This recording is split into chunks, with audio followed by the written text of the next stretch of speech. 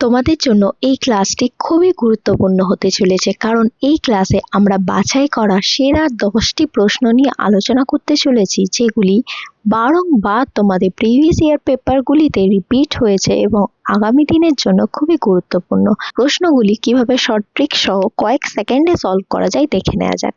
এখানে দেখো, প্রথম প্রশ্ন বলছে দি অ্যাভারেজ অফ 6 নাম্বারস ইজ 16।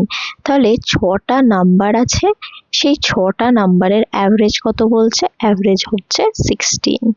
বলছে if one of the numbers is excluded, এই 6টা নাম্বারের মধ্যে থেকে যদি একটা নাম্বারকে বাদ দেওয়া হয়, মানে 5টা নাম্বার পড়ে থাকছে, দি অ্যাভারেজ বিকাম 17। তাহলে এই 5টা নাম্বারের অ্যাভারেজ হয়ে যাচ্ছে 17। বলছে ফাইন্ড দি এক্সক্লুডেড নাম্বার, এই যে নাম্বারটা বাদ গেল সেই নাম্বারটা কত সেটা বের করতে হবে। এর জন্য তোমাদের কনসেপচুয়াল মেথড যদি তোমরা ফলো করো, তাহলে মনে রাখতে হবে যে যেটাই অ্যাভারেজ হোক না কেন, সেই আগের অ্যাভারেজটা নিয়ে যদি কেউ আসে, তাহলে কিন্তু অ্যাভারেজটা চেঞ্জ হয় না, বা সেই আগের অ্যাভারেজটাই যদি কেউ নিয়ে চলে যায় বা বাদ দেওয়া হয়, তাহলে কিন্তু তখনও অ্যাভারেজে চেঞ্জ হয় না। মানে এই যে আগের অ্যাভারেজ 16, এই 16টাই যদি সেই নাম্বারটা হতো যেটা এক্সক্লুডেড হয়েছে বা বাদ দেওয়া হচ্ছে, তাহলে কিন্তু এই অ্যাভারেজটা চেঞ্জ হতো না। কিন্তু দেখো, এখানে 16 থেকে অ্যাভারেজটা চেঞ্জ হয়েছে কত? 17, মানে +1 হয়েছে। +1 এক একজনের হয়েছে, মানে অ্যাভারেজে 1 করে বেড়েছে। তাহলে এই 5 জনের জন্য বেড়েছে, তাহলে কি হচ্ছে 1 × 5, মানে হচ্ছে 5 কি হয়েছে? বেড়েছে।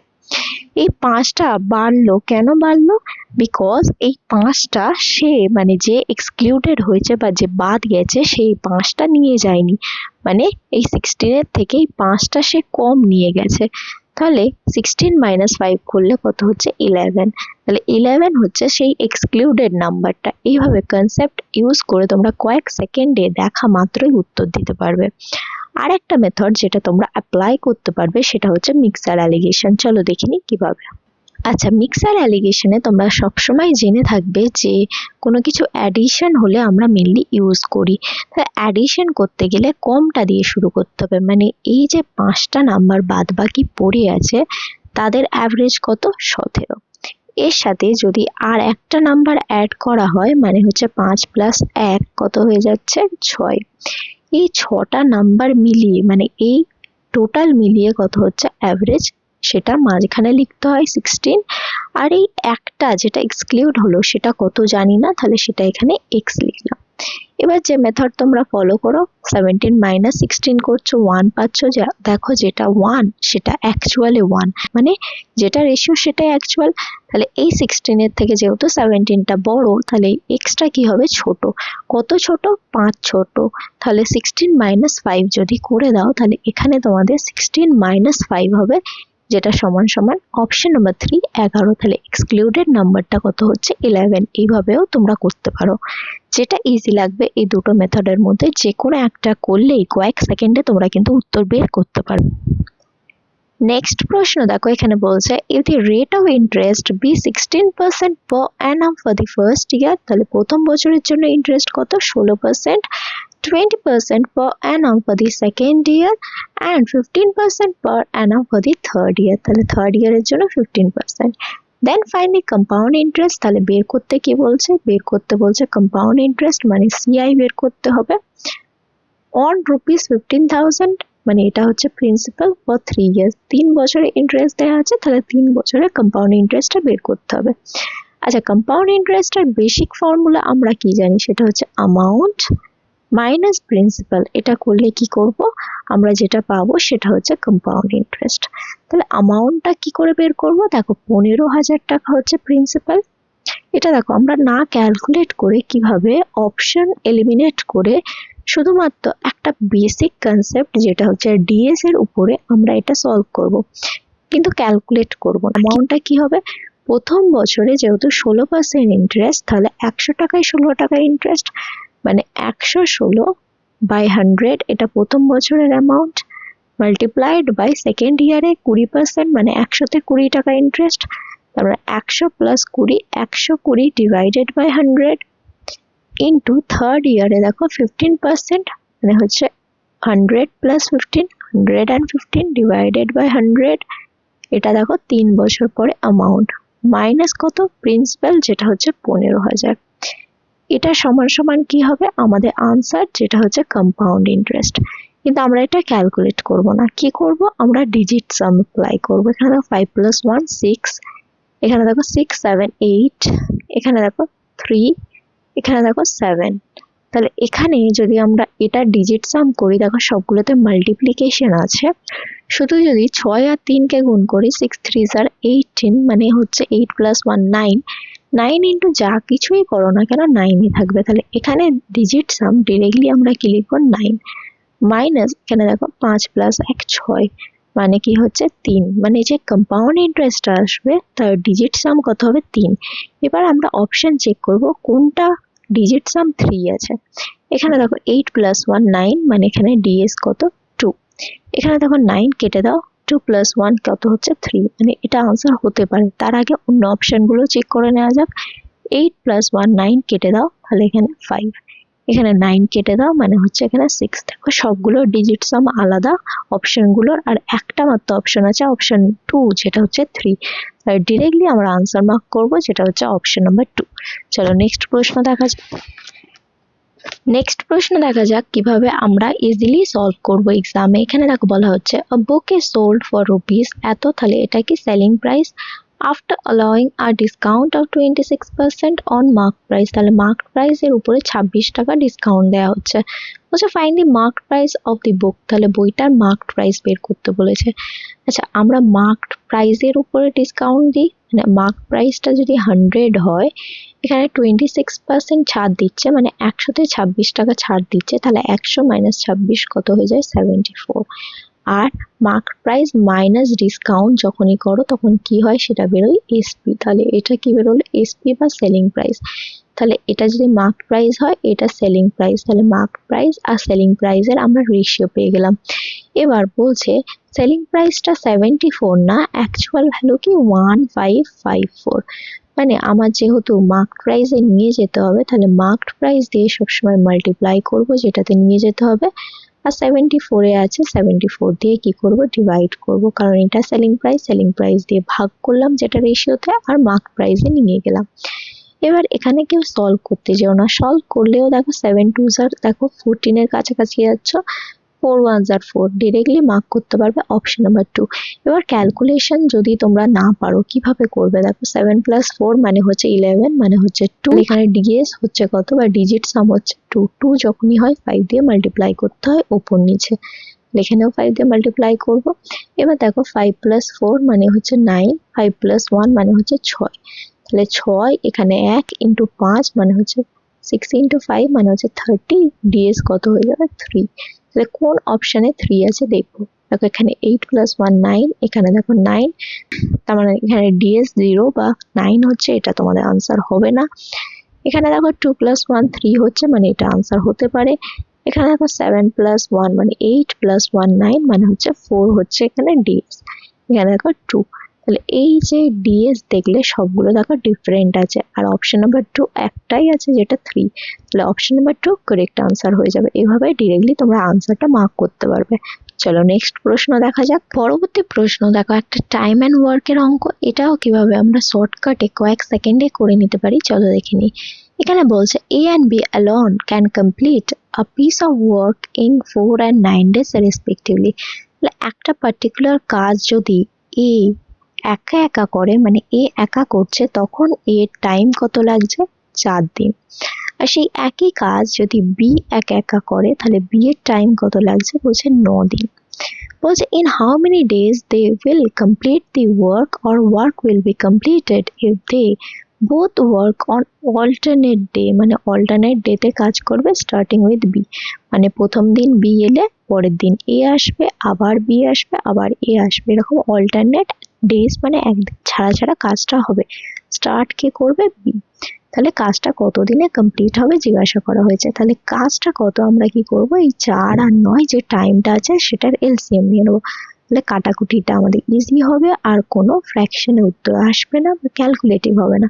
তাহলে 4 9s আর কত হচ্ছে 36, আমরা এটা কি ধরে নিচ্ছি, এটা হচ্ছে আমাদের ওয়ার্ক বা টোটাল ওয়ার্ক।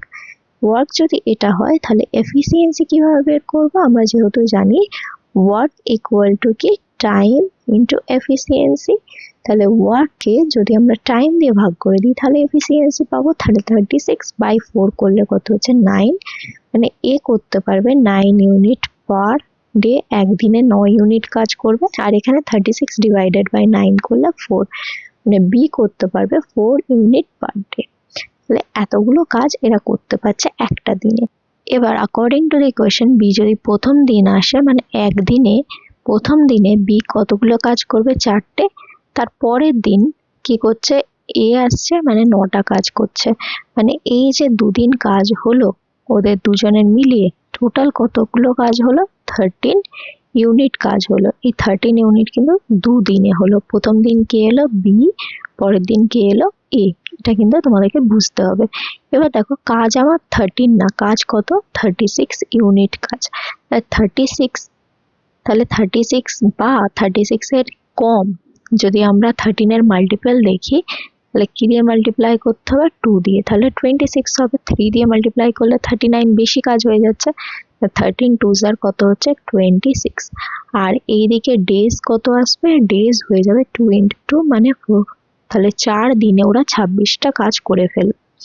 এবার দেখো তার পরের দিন যে আসবে সে হচ্ছে বি, কারণ বি দিয়ে স্টার্ট হচ্ছে। একটা সাইকেল শেষ হয়ে গেল, এবার বি দিয়ে শুরু হচ্ছে। তাহলে বি আর পরের দিন এলো, একদিন কাজ করলো, করবে কতগুলো কাজ? 4টে। 4টে কাজ করলে কতগুলো হয়ে গেল? টোটাল 30 খানা কাজ হয়ে গেল। কত দিনে? 5 দিন। এবার এর পরের দিন কি আসবে? পরের দিন আসবে এ। তাহলে পরের দিন এলো এ, কিন্তু দেখো 30টা কাজ হয়ে গেছে আর 6টা মাত্র কাজ বাকি আছে, তবে তো 36টা হবে। মানে এই এ যেটা 9টা কাজ করতে পারে তাকে কি করতে হবে? 6টা কাজ করতে হবে। মানে 6/9 ডেজে সেই কাজটা কমপ্লিট হবে। তাহলে অলরেডি 5 দিন হয়ে গেছিল, 5 হোল 6/9 হয়ে যাবে কারেক্ট আনসার। এটা দেখো কাটাকুটি করা যাচ্ছে, 2 3 আর 3 3 9, মানে অপশন নাম্বার 2 হয়ে যাবে কারেক্ট আনসার। এইভাবে কিন্তু তোমরা মার্ক করতে পারবে। এখানে এটা মিস করবে না যে starting with B, starting with A নেই, এটা খেয়াল করতে পারলে ইজিলি অঙ্কটা করতে পারবে। চলো নেক্সট প্রশ্ন দেখা যাক। আচ্ছা, পরবর্তী প্রশ্ন দেখো, বলছে a jar contains a mixture of two liquid A and B. তাহলে একটা জারের ভিতরে কি আছে? এ একটা লিকুইড আছে আর একটা লিকুইড আছে যেটা হচ্ছে বি, আর তাদের রেশিও বা অনুপাত কত দিয়ে দিয়েছে? 3:4। এবার বলছে if 5 liter of A is added, তাহলে কি অ্যাড করা হচ্ছে? A, then the respective ratio becomes 4:5। তাহলে রেশিওটা চেঞ্জ হয়ে গিয়ে কি হয়ে যাচ্ছে? 4:5। আর তোমাদেরকে কি বের করতে বলেছে? the quantity of liquid B content in the jar. তাহলে বি কত ইউনিট আছে সেটা বের করতে হবে। ডিরেক্টলি দেখো যেটা বি হবে সেটা কিন্তু 4 দিয়ে ডিভিজিবল হবে, মানে এটা আমার আনসার হবে না, এটা আমার আনসার হবে না, হয় এটা হবে বা এটা হবে। এভাবে তোমরা দুটো অপশন কিন্তু এলিমিনেট করে দিতে পারবে। এবার কি করবে? দেখো বলছে এ অ্যাড করা হয়েছে, মানে কি বিটা তো সেমই আছে, বি তো অ্যাড করা হয়নি। তাহলে বিটাকে রেশিওতে সেম করে দাও। তাহলে এখানে 4 আর 5 এর এলসিএম কত? 20। তাহলে এটাকে 20 করতে গেলে 5 দিয়ে মাল্টিপ্লাই, এখানে 5 দিয়ে মাল্টিপ্লাই করলে এখানেও তোমাকে 5 দিয়ে মাল্টিপ্লাই করতে হবে। আর এটাকে 20 করতে গেলে 4 দিয়ে মাল্টিপ্লাই, এখানে 4 দিয়ে করলে রেশিও মেনটেন করার জন্য এখানেও 4 দিয়ে মাল্টিপ্লাই করতে হবে। মানে যে এটা হচ্ছে সেটা দেখো কত? 15। আর এখানে দেখো কত? এখানে দেখো 16। 4 4 16। আর এখানে বিটা কি হয়ে যাচ্ছে? 20। এখানেও দেখো 20, মানে 20 20 সেম করে রাখলাম। এ দেখো 1 ইউনিট ইনক্রিজ হচ্ছে, মানে এটা কত ইনক্রিজ হচ্ছে? 1 ইউনিট। এই 1 সমান সমান কত বলেছে? 1 না 5 লিটার। মানে এই যে 1 রেশিওতে বাড়ছে সেটা সমান সমান অ্যাকচুয়ালি কত? 5 লিটার। মানে 1 ইউনিটের অ্যাকচুয়াল ভ্যালু 5 লিটার। তাহলে যেহেতু আমাদের এই 20-র ভ্যালু, মানে বি কতটা জিজ্ঞাসা করেছে, তাহলে 20-র অ্যাকচুয়াল ভ্যালু লাগবে। তাহলে ইন্টু কি করব? 1 থেকে 5 এ যেতে গেলে 5 দিয়ে মাল্টিপ্লাই, তাহলে 20 ইন্টু 5 করে দিলে 100 লিটার। তাহলে অপশন নাম্বার 4 হয়ে যাবে কারেক্ট আনসার। চলো নেক্সট প্রশ্ন দেখা যাক। পরেরটা দেখো, এখানে বলছে যে a shopkeeper allows a discount of 10% on the printed price of his goods and thus gains 20%. Shopkeeper কি করছে, যেটা এমপি আছে মার্ক প্রাইস তার উপরে 10% ছাড় দিচ্ছে, তার ফলে তার লাভ কত হচ্ছে 20%। বলছে what is the ratio between cost price and printed price, মানে এখানে কিছুই না, এখানে তোমাদের কস্ট প্রাইস আর মার্কড প্রাইসের রেশিও জিজ্ঞাসা করেছে। প্রথমে কস্ট প্রাইস তারপরে মার্ক প্রাইস, এটা কিন্তু খেয়াল রাখবে। মনে রাখবে একটা শর্টকাট, সেটা হচ্ছে কস্ট প্রাইস সমান সমান কি হবে 100 মাইনাস ডিসকাউন্ট পার্সেন্টেজ, আর মার্কড প্রাইস হচ্ছে 100 প্লাস প্রফিট পার্সেন্টেজ। তাহলে 100 মাইনাস এখানে ডিসকাউন্ট পার্সেন্টেজ 10, তাহলে -10, আর এখানে 100 প্লাস প্রফিট কত করছে 20, তাহলে +20। এটা যদি ক্যালকুলেট করো 100 মাইনাস 10 মানে 90 ডিভাইডেড বাই কত 120। তাহলে 3 দিয়ে এই 0 0 কেটে দাও, আগে 3 দিয়ে ক্যান্সেল করো, 3 3 are 9, 3 4 are 12, মানে 3:4। তাহলে অপশন নাম্বার 1 হয়ে যাবে কারেক্ট আনসার।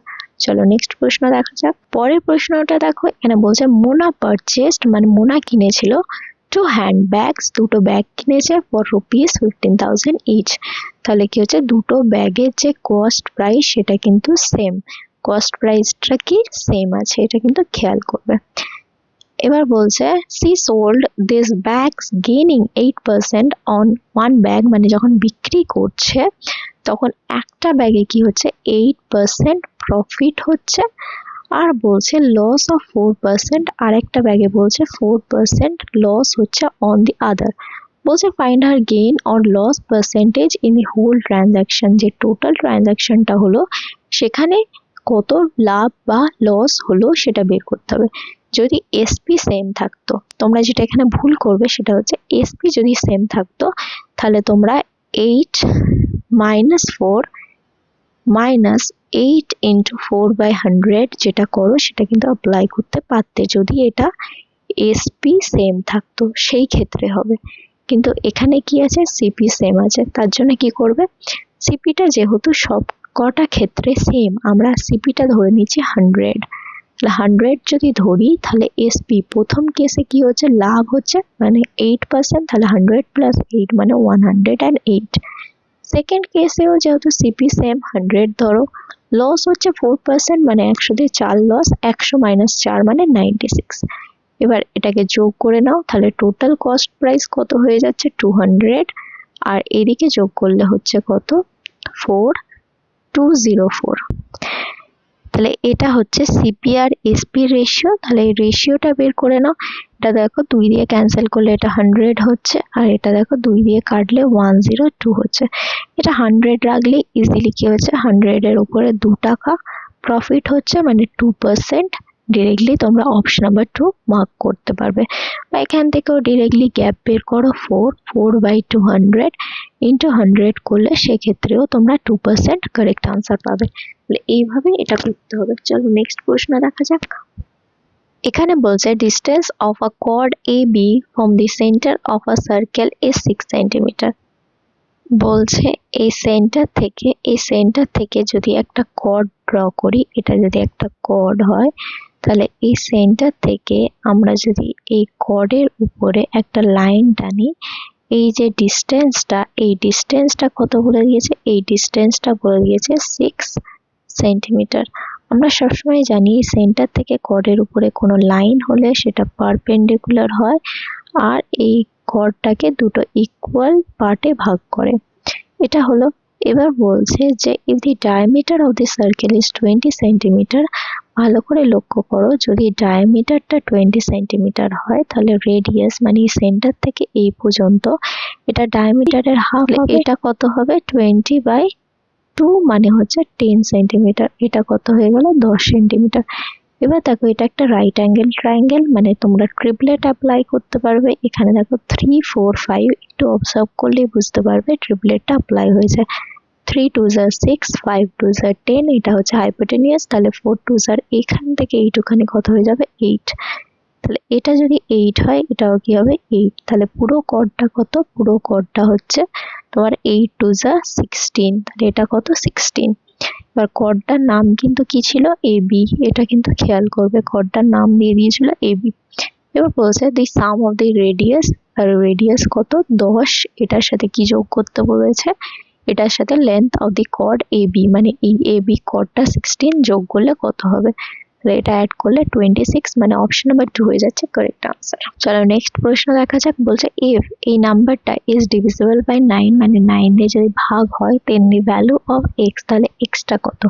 আচ্ছা, ডিভিজিবিলিটি অফ 9 এর রুল তো তোমরা জানো যে ডিজিট সাম 9 হলে তাহলে 9 দিয়ে ডিভিজিবল হবে। প্রথমে এখানে দেখো 7 + 2 9 হচ্ছে, এটা কেটে দাও। এখানে দেখো 5 + 4 9 হচ্ছে, এখানে কেটে দাও।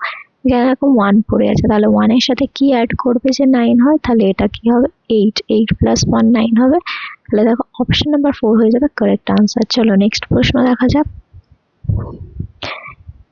এখানে দেখো বলা হচ্ছে if the perimeter of an equilateral triangle is 48 centimetre, তাহলে এখানে আমরা যেটার কথা বলছি সেটা হচ্ছে একটা ইকুইলেটারাল ট্রায়াঙ্গেল। ইকুইলেটারাল ট্রায়াঙ্গেলের কি হয়, প্রত্যেকটা সাইড সেম হয়। তাহলে পেরিমিটার মানে এটা যদি এ হয়, এটাও এ হবে, এটাও এ হবে। এবার পেরিমিটার বলতে কি হয়, সাম অফ আউটার বাউন্ডারি। এখানে দেখো a + a মানে হচ্ছে 3a। এই 3a সমান সমান কি বলে দিয়েছে, অ্যাকচুয়াল ভ্যালুটা কত হচ্ছে 48, মানে a সমান সমান কি হবে 48/3, মানে হচ্ছে 16 সেন্টিমিটার। তাহলে এক একটা সাইড কত করে, এক একটা সাইড হচ্ছে 16 সেন্টিমিটার করে। বলছে দেন ইটস এরিয়া উইল বি, তাহলে এরিয়া কি হবে, ইকুইলেটারাল ট্রায়াঙ্গেলের এরিয়ার ফর্মুলা কি, √3 / 4 ইন্টু a স্কোয়ার। তাহলে এখানে যদি তোমরা পুট করো তাহলে √3/4 ইন্টু a স্কোয়ার, মানে a মানে 16, তাহলে 16 ইন্টু 16। দেখো 4 4 16 কেটে দাও, 16 ইন্টু 4 মানে কত হচ্ছে 64, আর এখানে √3, তাহলে 64√3 সেন্টিমিটার স্কোয়ার। তাহলে দেখো অপশন নাম্বার 1 হয়ে যাবে তোমাদের কারেক্ট আনসার। আমরা আজকের ক্লাসে টোটাল 10টি প্রশ্ন শর্টকাট সহ এক্সামে কিভাবে তোমরা সেগুলোকে ট্যাকেল করবে সেটা শিখে নিলাম। তোমাদের যদি এই ভিডিওর কন্টেন্ট ভালো লেগে থাকে আর এরকম আগামী দিনে যদি আরো অনেক ক্লাস পেতে চাও, তাহলে অবশ্যই লাইক, সাবস্ক্রাইব এবং বন্ধুদের সাথে অনেক অনেক শেয়ার করার রিকোয়েস্ট রইল। দেখা হচ্ছে পরবর্তী ভিডিওতে আরো এরকম অসাধারণ টেকনিক। সঙ্গে থাকো, শিখতে থাকো।